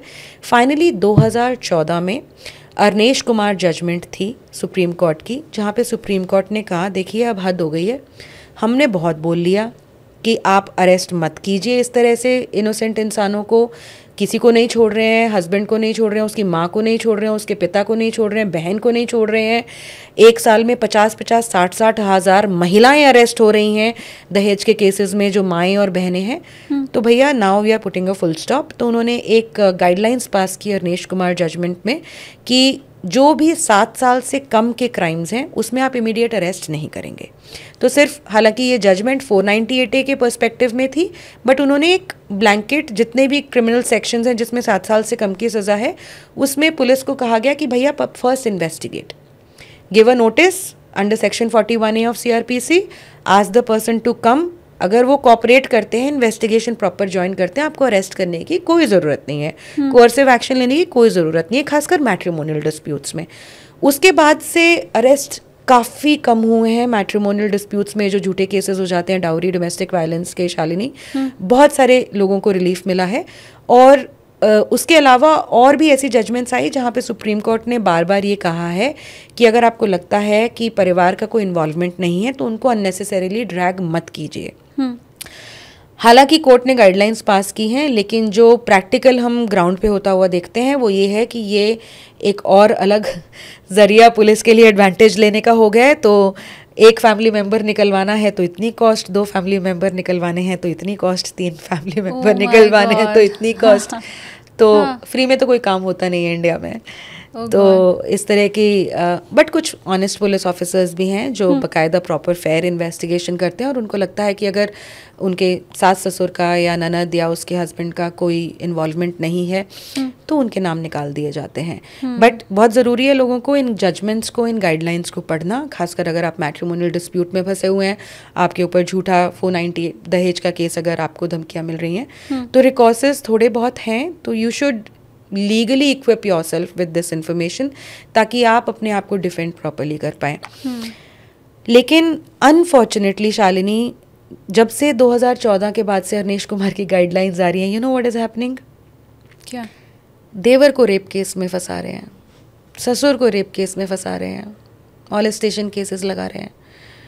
अभी थोड़े दिनों पहले मेरे पास एक महिला 1 घंटे तक बैठ के रोती रही, चुप ही नहीं हुई। हम लोग सब उसको चुप कराने की कोशिश कर रहे थे। She is the wife of someone whose elder brother's wife has filed a rape case on him. क्योंकि उनको बहुत ही मोटी एलिमनी चाहिए। वो मोटी एलिमनी 498A और ये सब केसेस करके मिली नहीं। तो क्या करोगे? देवर के ऊपर रेप केस लगा दो। Oh God. The father of this, ये धंधा बन गया है। The father of this guy is an ex-officer who has served the nation. He was also in tears. His entire family was sitting with me, but thankfully I held them strong, gave them strength. उनका arrest नहीं हुआ, उनको bell मिल गई है। But imagine, मतलब अपनी भाभी के साथ, मतलब वो उनकी भाभी है, अपनी भाभी जिसके साथ आपने इतने प्यारे मोमेंट्स बिताए हैं at one point of time, वो 2 साल पहले का एक फर्जी एपिसोड बताती है कि इस दिन इसने मेरे साथ रेप किया था। उसके बाद की इनके पास फोटोग्राफ्स हैं इतनी प्यारी प्यारी, जहाँ पे भाभी जी उनके साथ जाके उनके साथ रही हैं, उनके साथ सेलिब्रेट किया है ओकेजन्स को, वो सब फोटोग्राफ हैं। मतलब इतना तक लेवल का झूठ है। And last but not the least, जहाँ पे मुझे डर लगता है शालिनी, वो ये लगता है कि जैसा मैंने आपको बताया 498A का इतना मिसयूज़ हुआ कि फाइनली सुप्रीम कोर्ट को गाइडलाइंस पास करनी पड़ी। I shudder to think as a woman the day when there would be a judgment like this on rape cases. इस टाइम पे अगर मैं कहूँ, मुझे कोई दो राय नहीं है कहने में कि झूठे rape cases are exactly on the same trajectory as false dowry cases. वहाँ पे तो फिर भी ये होता था कि आपकी पत्नी आपके ऊपर इल्जाम लगा सकती है। हाँ, यहाँ पे तो ओपन प्ले फील्ड, मतलब आपने जब बता दिया कि जिसे देखा ही नहीं, जब उसने लगा दिया इल्जाम तो बाकी तो कुछ बचता ही नहीं है। एक मैट्रिमोनियल केस आया था, उसमें उस बंदे ने मुझे कांटेक्ट किया था, उनकी वाइफ काफ़ी ज़्यादा नोटोरियस फैमिली की थी और ये तो सब फर्जी मुकदमे 498A डोमेस्टिक वायलेंस वगैरह सब कुछ लगवाया था। जब इनसे कुछ नहीं हुआ तो उनकी वाइफ ने एक महिला प्लांट की और उनके जीजा के ऊपर झूठा रेप केस करवाया। ओह गॉड। कि मैं इसके पास नौकरी के लिए गई थी। हाँ। उनका ऑफिस वगैरह का पता होगा, मैं इसके पास नौकरी वोकरी के लिए गई थी और इसने मेरा वहाँ पे रेप कर दिया और कोई मेट्रो स्टेशन दिखा दिया, कोई इंसिडेंट दिखा दी, मतलब फर्जीवाड़े की मैं आपको हद बता रही हूँ। और जब ये आदमी फिर थोड़ा सा डिसेंट फैमिली से थे तो ये क्वॉश के लिए जाते हैं दिल्ली हाई कोर्ट और ये बताते हैं कि जिस डेट को वो महिला बोल रही है कि उसने रेप किया है वो इस इंडिया में ही नहीं है। उनके पासपोर्ट पे स्टैंपिंग है कि वो दूसरी कंट्री में है। तो फिर कोर्ट बोलती है, डायरेक्ट करती है दिल्ली पुलिस को कि इन्वेस्टिगेट करके लाओ कि मामला क्या है। और बताती हूँ, अच्छी थी। अभी परसों का केस आया है इलाहाबाद हाई कोर्ट में, तो मतलब क्या इंडिया में कुछ भी हो सकता है। एक गैंग रेप का केस लगाती है माइनर एक आदमी के ऊपर और वो आदमी जाता है हाई कोर्ट और उसके डिफेंस काउंसिल्स जो हैं वो बताते हैं कोर्ट को कि जनाब ना ही ये लड़की एग्जिस्ट करती है, ना ही उसके फैमिली मेम्बर्स एग्जिस्ट करते हैं, जिस काउंसिल ने एफआईआर दर्ज कराई है वो कहते हैं कि मैं कभी इस लड़की से मिला नहीं। एफआईआर दर्ज हो जाती है एक नॉन एग्जिस्टिंग एंटिटी की तरफ से, गैंग रेप की। कैसे? I have no clue, I have no clue. कोई भूत? इलाहाबाद हाईकोर्ट ने अब सब लोगों की क्लास लगा दी है कि भैया ये क्या हो रहा है, मतलब ये हो क्या रहा है। तो पुलिस बोलती है कि जनाब सही कह रहे हैं ये लोग, वो लड़की को हम ट्रेस नहीं कर पा रहे हैं, ना ही उस फैमिली मेम्बर्स को ट्रेस कर पा रहे हैं। आधार कार्ड फर्जी है, सारे डॉक्यूमेंट जो इन्होंने सबमिट किए थे वो फर्जी हैं, कोई नहीं मिल रहा है हमारे को। माय गॉड, एक्सटॉर्शन का लेवल। अच्छा, सिर्फ इसलिए ये जो हमारा सफ़र था ना पॉडकास्ट का, वो मुझे लगता है लैंडिंग की तरफ आगे बढ़ रहा है, और इसलिए कि हर किसी के पास दीपिका भारद्वाज नहीं है। मैं 2 या 3 टिप्स आपसे अलग अलग एज ग्रुप के लिए लेना चाहती हूँ। वो लड़का जो 18, 20, 22 साल का है, जो अभी किसी लड़की को डेट कर रहा है या प्लान कर रहा है, उसे कैसे सतर्क रहना चाहिए? आप क्या टिप्स देंगी उसे? मुझे लगता है कि चाहे वो लड़की हो चाहे वो लड़का, मैं जनरल एक बात करूँगी कि आप किसी भी रिलेशनशिप में एकदम से जंप मत कीजिए। हर इंसान अच्छा हो ज़रूरी नहीं है, और अगर आपको कुछ हिंट्स मिलते जाएं कि नहीं ये इंसान सही नहीं है तो उनको इग्नोर मत कीजिए। सिक्स्थ सेंस लड़कियों के पास थोड़ी ज़्यादा होती है लड़कों को जज करने की, लेकिन ऐसा नहीं है कि लड़के भी बिल्कुल डिप्राइव्ड हैं उसके। तो जहाँ पे आपको लगे कि बहुत ज़्यादा मतलब रेड फ्लैग्स हैं या एक नॉर्मल बिहेवियर नहीं है, वहाँ पे please take a step back, और इतना ज़्यादा अपने आप को उस चीज़ में आगे मत लेकर जाइए कि somewhere down the line you will have to regret. बाकी मैं स्कैम्स के पॉइंट ऑफ व्यू से अगर मैं बोलूँ तो इसके पैटर्न्स हैं, फॉर श्योर पैटर्न्स हैं। ना वो इंसान आपको जानना चाहेगा, मतलब लड़की, ना वो आपको लड़की जानना चाहेगी, ना समझना चाहेगी, ना उसको फ़र्क पड़ेगा कि आप कहाँ से बिलोंग करते हैं या आप कैसे हैं। उसको सिर्फ आपको एक जगह पे बुलाना है और आपको चपत लगानी है, ठीक है। तो उसका एक ही मोटिव रहेगा कि एज सून एज पॉसिबल आप उससे मिलने आ जाओ, ठीक है। तो अगर आप अपने आप को बचाना चाहते हैं तो आप अपने आप को बचा सकते हैं ये रेड फ्लैग देख के, और अगर आप फिर भी चांस लेना चाहते हैं क्योंकि आपका इंटरेस्ट कुछ और है, तो आप जाके बेवकूफ़ बन सकते हैं। तो ये कुछ रेड फ्लैग्स हैं जो डेटिंग ऐप स्कैम से बचने के लिए आप यूज़ डेफिनेटली कर सकते हैं। उसके अलावा आप पूछिए। वो महिला, ये तो मुझे इनफैक्ट पॉडकास्ट करते करते सवाल मेरे जहन में आया कि जो अपने बेटे की प्रोफाइल बना रही है मैट्रिमोनी साइट के ऊपर, क्योंकि बहुत कॉमन है, तो उन्हें क्या ध्यान रखना चाहिए? वो लड़का दूसरे देश है, दिल्ली में मान लीजिए लड़का रहता है, माँ लखनऊ में रहती है, अब मैच हो गई प्रोफाइल, तो मम्मी ने कहा आज शाम में जाके मिलाना लड़की से या वीकेंड पे जाके मिलाना जी, क्या करना है, क्या ध्यान रखना है? मुझे लगता है स्टार्टिंग की मीटिंग्स अगर आप किसी इंसान जिसको आप अच्छी तरह से नहीं जानते हो, पब्लिक प्लेसेस पे कीजिए, ऐसी प्लेसेस पे कीजिए जहाँ पे बहुत सारे लोग हों, आराम से बैठ के कॉफ़ी पीजिए, चाय पीजिए, कोई दिक्कत वाली बात नहीं है। आप ऐसी सिचुएशन में लैंड नहीं करेंगे जहाँ पे आप अपने आप को बचा ना पाएँ। जैसे ऐसे बहुत सारे केसेस हैं जहाँ पे इस तरह से लड़की ने बुलाया और उसके साथ गैंग मेंबर्स थे, और वहाँ पे जो है लड़के को मार पिटाई करी गई और उससे पैसे की उगाही करी गई। तो अब आप एक प्राइवेट स्पेस में जा रहे हैं तो आपको मदद मिलना भी थोड़ा मुश्किल हो जाता है। तो जब तक आप किसी इंसान को बहुत अच्छी तरह से समझ ना पाएँ तो ऐसी जगह पे मिलिए जहाँ पे अगर आप किसी प्रॉब्लम में लैंड कर जाते हैं तो आप मदद ले सकें, या फिर ऐसा ना, मतलब पब्लिक प्लेस में होने की ये भी बेनिफिट होता है कि आसपास CCTVs रहते हैं, तो कोई इंसान एकदम से ऐसे खड़ा होकर झूठा एलिगेशन लगाएगा तो एटलीस्ट आपके पास ये रहेगा कि आप कहीं ना कहीं से कोई सबूत जुटा सकते हैं। तो that can be taken care of. वो लड़के जो फंस ही चुके हैं, पुलिस उनकी नहीं सुन रही है या उन्हें लग रहा है कि मेरे ऊपर कोई भरोसा नहीं करेगा, वो कौन सी संस्था है या कहाँ पे वो, अब महिला हेल्पलाइन तो होती है, मुझे पता नहीं है अगर ऐसा कोई नंबर पुरुषों के लिए है, वो तो आप बेहतर बताएंगी। क्या दीपिका भारद्वाज को वो टैग कर सकते हैं, ट्वीट कर सकते हैं, DM कर सकते हैं, या आपके जैसे बाकी लोग हैं, कोई संस्था है, कुछ ऐसा है जो आप बता सकें? मेरी वेबसाइट है ekamnyay.org, वहाँ से कोई भी हमें कांटेक्ट कर सकता है। मेरी ईमेल आईडी बहुत सिंपल है, दीपिका भारद्वाज जो मेरा नाम है, contact@dipikabhardwaj@gmail.com। हम लोग सिर्फ 3 लोग की एक अभी टीम है, तो हमारा कोई हेल्पलाइन नंबर नहीं है जो कि मैं लोगों के साथ शेयर कर पाऊँ। ये 300 लोगों की thank you so much Shalini. But हम लोग काफ़ी एक्टिव रहते हैं। Email is the best medium जिससे आप हमारे को संपर्क कर सकते हैं।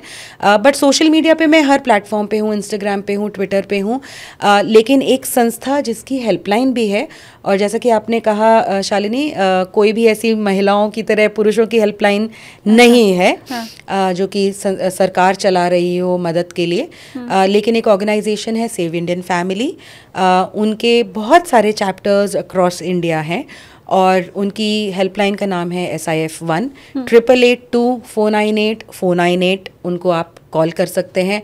अगर उनको कॉल करके मुझे कांटेक्ट करना चाहते हैं तो वो भी कर सकते हैं।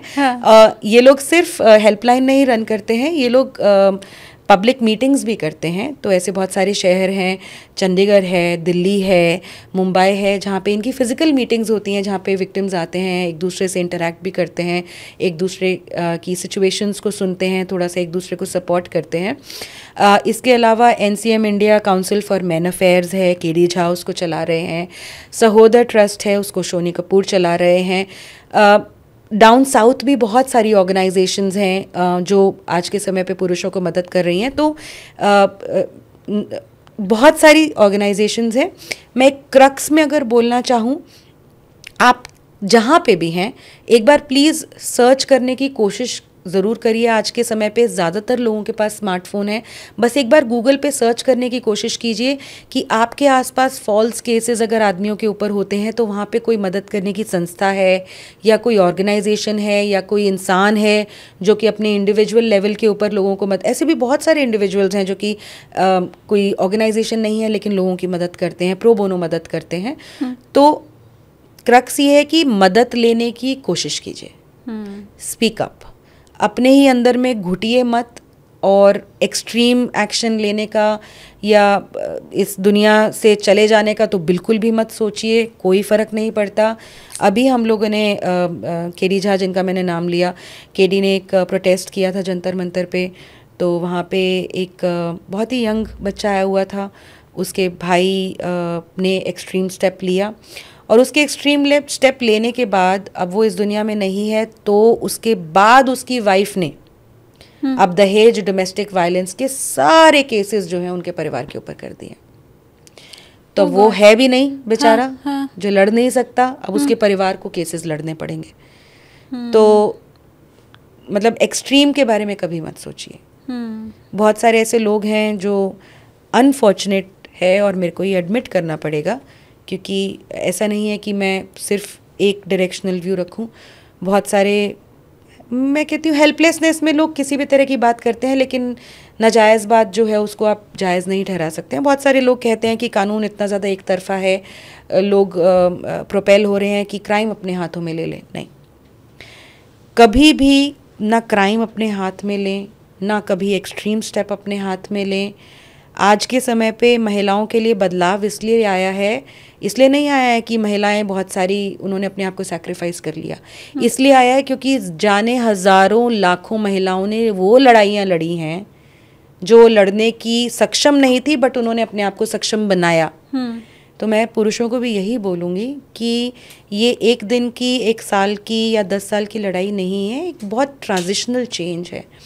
अपने केसेस को लड़िए, एग्जाम्पल सेट कीजिए, प्रेसिडेंट सेट कीजिए, जिसकी वजह से दूसरे लोगों को इंस्पिरेशन मिले और एक सोसाइटल चेंज भी आए। तो that is living a life which is worth living. Otherwise तो जितनी हिम्मत भरी बातें आपने की हैं, मुझे पूरी उम्मीद है कि हमारे व्यूवर्स जो सुन रहे होंगे और खुदा न खास्ता अगर फंसे हुए होंगे ऐसे किसी मामले में, तो उन्हें हिम्मत ज़रूर मिली होगी, संबल ज़रूर मिला होगा। ख़ासकर जो आपने नंबर्स बताए हैं या जिन लोगों का आपने जिक्र किया है, वो बहुत बड़ी मदद है लोगों के लिए। और आपसे भी मैं यही अपील करूँगी कि आप इस पॉडकास्ट को ज़्यादा से ज़्यादा फॉरवर्ड कर सकते हैं, कमेंट कीजिए अगर आपके आसपास ऐसा कोई भी मामला है, ताकि दूसरों को मदद मिल सके। और दीपिका जी, बहुत साधुवाद, आप ये जो काम कर रही हैं, महिला होकर जो आप पुरुषों की आवाज़ उठा रही हैं, बहुत कम देखने को मिलता है। और आपकी ये जर्नी ऐसे ही बढ़ती रहे। More power to you. आप ऐसे ही आगे बढ़ें। 3 लोगों की ये टीम 303,000 तक पहुंचे। मैं यही चाहती हूँ आपकी टीम बढ़े, लेकिन ऐसे जो केसेस है ना वो कम हो जाए वो मैं कतई नहीं चाहती हूँ। तो बहुत थैंक यू आपका। मैं आपके ऑडियंस से एक रिक्वेस्ट ज़रूर बोलना चाहूँगी बिफोर वी एंड। मेरी डॉक्यूमेंट्री फिल्म्स जो हैं मार्टर्स ऑफ मैरिज जो कि झूठे दहेज और डोमेस्टिक वायलेंस के केसेस के ऊपर है, और इंडिया सन्स जो झूठे रेप केसेस के विक्टिम्स के ऊपर है, वो दोनों इस समय जियो सिनेमा पे स्ट्रीम कर रही हैं। तो प्लीज़ उन डॉक्यूमेंट्री फिल्म्स को ज़रूर देखिए। और एक और रिक्वेस्ट लोगों से करूँगी कि ये ऐसी कहानियाँ हैं जो लोगों के साथ एक्चुअल में हुई हैं। अगर आप इन फिल्म्स को अपने कॉलेजेस में, अपने ऑर्गेनाइजेशंस में, कहीं पे भी अपने छोटे से सर्कल्स में स्ट्रीम करना चाहें और लोगों को बताना चाहें कि समाज में इस तरह की चीज़ें भी हो रही हैं, तो प्लीज़ कीजिएगा। तो शायद आपके आसपास ही ऐसा कोई इंसान हो जो कभी आपसे साझा नहीं कर पाया बट कहीं ना कहीं इस तरह की चीज़ का शिकार होगा, तो उन लोगों को भी एक ओपनिंग मिलती है अपनी बात साझा करने की। और नॉर्मलाइज हमें करने की ज़रूरत है इन चीज़ों को, ताकि कोई भी अगर झिझक रहा है तो वो ना झिझके। जैसे लड़कियां अब उनकी आप बीती को बेखौफ होकर बता पाती हैं बिना ये सोचे कि लोग उन्हें जज करेंगे, बिल्कुल वैसे ही लड़कों के लिए भी इन चीज़ों को हम नॉर्मलाइज करें, एक्सेप्ट करना शुरू करें, बिलीव करना उनके ऊपर शुरू करें। तो दीपिका जी ने जो कहा है वो भी आपको करना ही है, मेरी अपील भी आपको सुननी है। और दीपिका जी फिर से जाते जाते लैंडिंग का वक्त हो चुका है, पर बहुत शुक्रिया आपका। Thank you so much Shalini, lovely, thank you.